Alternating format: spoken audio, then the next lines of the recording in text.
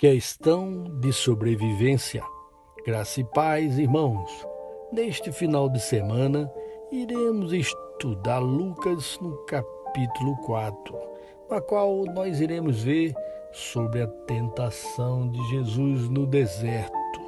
Iremos ler Lucas do versículo 1 ao versículo 13, com algumas alternâncias. Vamos ler, irmãos, a palavra de Deus.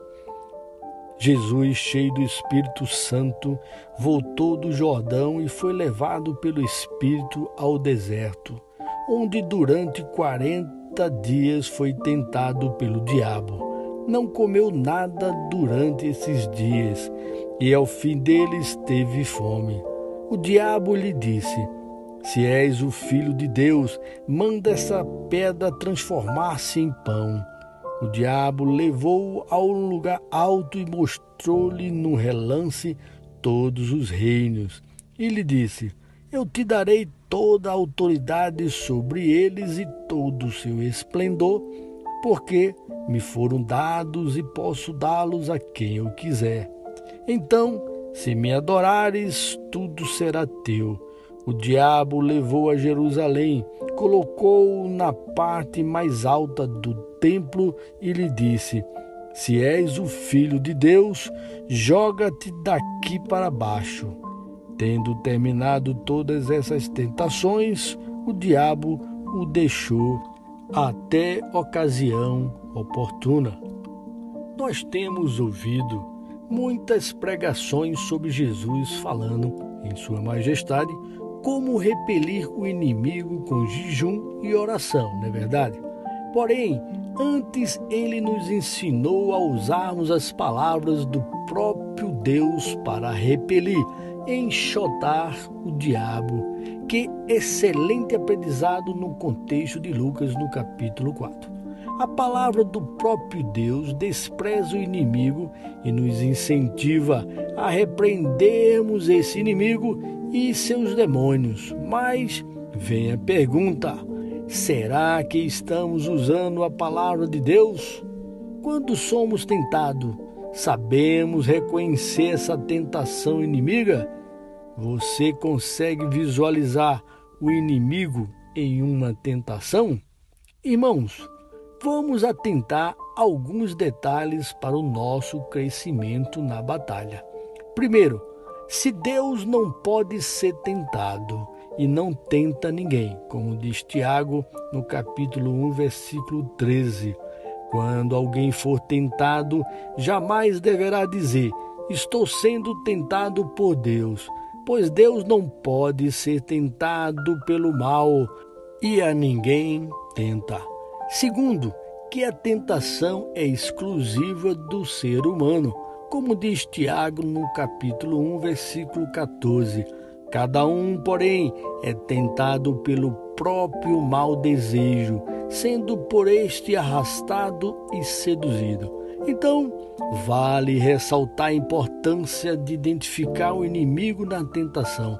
É uma questão de sobrevivência, irmãos, tanto física quanto espiritual. É quando vemos Jesus nos ensinando a primeiro ver esse inimigo nas tentações e o repreender. E é importantíssimo saber reconhecer esse inimigo na tentação, que normalmente vem como algo bom para a sua carne, mas não o é, pois se fosse bom, não levaria a se afastar de Deus, a segunda morte. Irmãos, não veja a suposta beleza da tentação como algo bom. Ao contrário, veja na tentação a cara do diabo. Por isso, todas as vezes que vier a tentação, veja a cara do Satanás por trás e o expulse. Primeiro em sua mente e depois, se necessário, o expulse expressando a voz. Os dois ensinados por Jesus no deserto. Eu costumo dizer à minha família que toda vez que tentam me fazer comer algo que eu sei que é ruim para a minha saúde, e essa comida vem com uma imagem de algo bom, como por exemplo uma comida com açúcar ou glúten, que é o trigo modificado, eu vejo a cara da morte, uma caveira. É quando eu evito a comer. Sei que se comer irei matar o meu próprio corpo. Isso é pecado. Deus me deu um corpo para eu cuidar dele, como diz 1 Coríntios, no capítulo 3, o versículo 16 e 17. Vocês não sabem que são o santuário de Deus e que o Espírito de Deus habita em vocês? Se alguém destruir o santuário de Deus, Deus o destruirá, pois o santuário de Deus, que são vocês, é sagrado. No texto do devocional, vemos Lucas frequentemente chamar a atenção especial para a obra do Espírito, no qual o Espírito desce sobre Jesus em seu batismo. Observe que o divino levou o Senhor Jesus a enfrentar a hora do perigo. Muitos dizem que ele estava sozinho no deserto, mas Deus não o deixa só. Apenas um momento para Jesus provar que a carne é passageira e ela pode ser vencida. Outro ensinamento de Jesus a nós. Agora, é verdade que no deserto o Senhor Jesus estava com as feras, como diz Salmo 91:13. Tu pisarás sobre o leão e a cobra, passarás esmagando ao filho do leão e a serpente. É quando vemos o Evangelho de Marcos, no capítulo 1, versículo 13, usar a expressão mais intensa. Expõe que Jesus estava com as feras, mas também ele estava no poder do Espírito, como diz lá no versículo 13 de Marcos 1. Ele esteve ali no deserto 40 dias, tentado por Satanás. Ele estava com os animais selvagens e os anjos o serviam. Jesus nos ensina, irmãos, que quando estamos no deserto, sendo esse também num local de tentação, devemos estar em oração, jejum e no Espírito durante todo o período dessa tentação. Isso nos ajuda a entendermos que em nossos momentos de desertos e tentações não devemos cair, visto que é Deus provando nossa carne, que isso é passageiro, que a carne precisa enfraquecer e o espírito fortalecer. A tentação é apenas a atuação do inimigo para nos desestabilizar, fugir do foco, cairmos na prova de Deus, entende? Pois, além de usarmos as palavras de Deus nesse momento específico, podemos também nos manter em jejum. Tente visualizar esse cenário de tentação como um momento de luta. Não há espaço para cair, pois é isso que o inimigo almeja. O diabo deseja sua queda, assim como Adão caiu e distanciou todos de Deus. O diabo pensava que poderia fazer o mesmo com Jesus. Imaginem se fosse possível que ele conseguisse fazer Jesus errar como foi o primeiro Adão. Impossível, não é verdade? Glória a Deus por isso. Jesus não cederia ao pecado, pois ele é Deus, entende isso? Jesus não cedeu ao pecado porque é Deus. Jesus não cedeu às palavras do diabo porque ele é Deus. E ele nos deu essa mesma força. Nós podemos também não ceder, pois somos dele. Temos agora a sua genética espiritual, assim como temos a genética de Adão. Deus nos fez em Cristo Jesus uma nova pessoa, como diz a Nova Bíblia Viva em português, em 2 Coríntios 5,17. Quando alguém está em Cristo, torna-se uma pessoa totalmente nova por dentro. Já não é mais a mesma pessoa. As coisas antigas já passaram e teve início uma nova vida.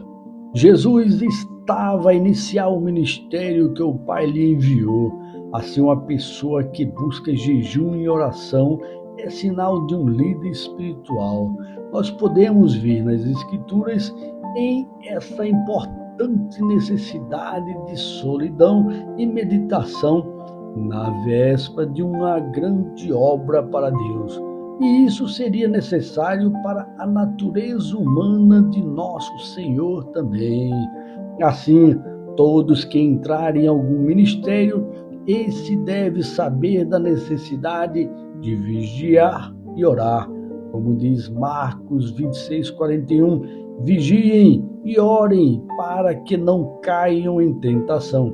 O espírito está pronto, mas a carne é fraca. A tentação contra Jesus foi contínua até ao longo dos 40 dias, com certeza, embora tenha atingido seu clímax mais terrível no fim. Por isso, a necessidade dos evangelhos a escrever.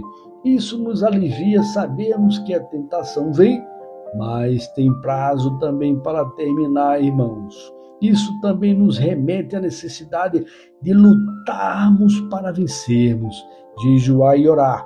E assim como Jesus prometeu ao vencedor nas 7 cartas às igrejas do Apocalipse, que estará com ele nos céus. Amém, irmãos?